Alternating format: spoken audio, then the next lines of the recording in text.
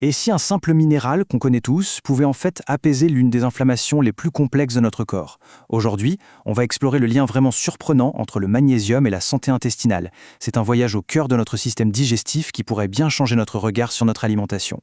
Voilà, la question est posée. Est-ce qu'un simple nutriment qu'on trouve dans nos aliments ou même dans certaines eaux peut vraiment faire une différence face à des maladies aussi compliquées? Eh bien, les dernières recherches tendent à dire que oui, et c'est cette piste fascinante qu'on va suivre ensemble.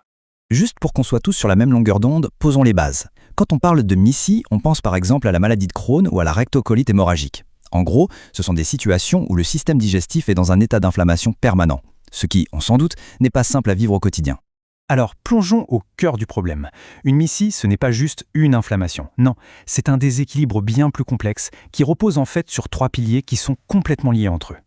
Et voici les 3 acteurs principaux du drame. D'un côté, une inflammation qui ne s'arrête jamais. De l'autre, une barrière intestinale qui est censée nous protéger mais qui est devenue perméable. Et enfin, un déséquilibre total parmi les milliards de bactéries qui vivent dans notre intestin.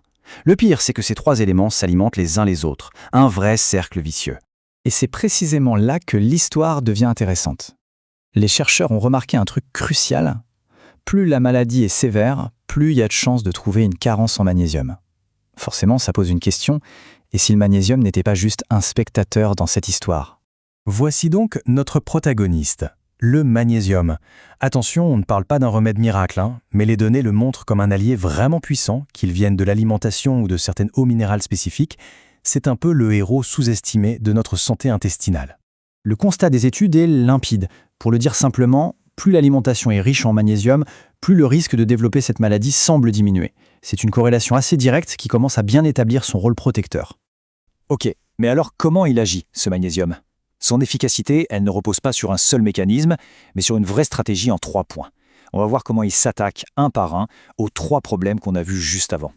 Retenez bien cette séquence. C'est la clé. Le magnésium calme, il renforce et il rééquilibre. C'est cette triple action qui le rend si intéressant en tant que stratégie pour accompagner la gestion des MIS-C. Sa première action, on peut l'imaginer comme ça. Le magnésium agit un peu comme un pompier. Il intervient directement pour calmer le jeu, pour diminuer l'intensité de l'incendie inflammatoire. C'est comme si on baissait le thermostat d'un radiateur qui chauffe beaucoup trop fort. Sa deuxième fonction est tout aussi essentielle. Il agit comme un ciment pour notre barrière intestinale. Vous voyez ? Un manque de magnésium peut créer des brèches dans ce mur qui nous protège.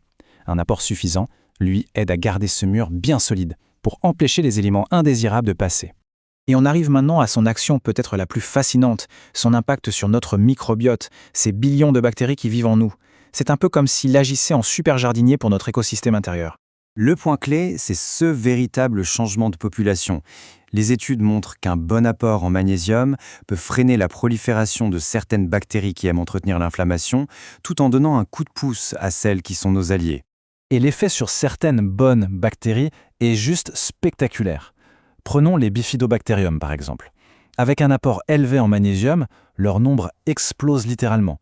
Ce n'est pas un petit ajustement là, c'est un vrai boost pour nos alliés internes. Mais au fait, pourquoi c'est si important d'avoir plus de bifidobactérium? Eh bien parce qu'elles travaillent activement pour nous. Elles nourrissent les cellules de notre intestin, elles renforcent encore plus la barrière et elles les aident à maintenir un environnement intestinal sain. Bref, ce sont de vraies bosseuses. Donc, pour résumer ce point sur le microbiote, on peut dire que le magnésium joue un rôle de chef d'orchestre. Il encourage les musiciens qui jouent une symphonie harmonieuse pour notre santé et il demande aux autres de jouer un peu moins fort. Bon, alors, comment on traduit tout ça en pratique? L'idée, ce n'est pas de voir la nutrition comme une solution miracle isolée, mais plutôt comme un outil de soutien qui est à la fois puissant et intelligent. Si on devait faire un résumé de tout ça, ce serait ceci.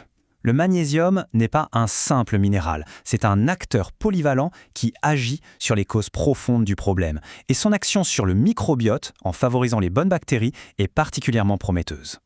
Et ça, c'est un point absolument fondamental. Il ne s'agit jamais de remplacer les traitements médicaux, mais bien de venir les compléter. C'est une thérapie de soutien, une façon de donner au corps les meilleurs outils possibles pour l'aider à aller mieux. On termine avec cette pensée. Quand on voit l'impact qu'un seul nutriment comme le magnésium peut avoir, on est en droit de se demander quelle place la nutrition va occuper dans le futur. Peut-être que comprendre et ajuster finement notre alimentation sera l'une des clés les plus puissantes pour prendre en main notre santé à long terme. Merci pour votre attention.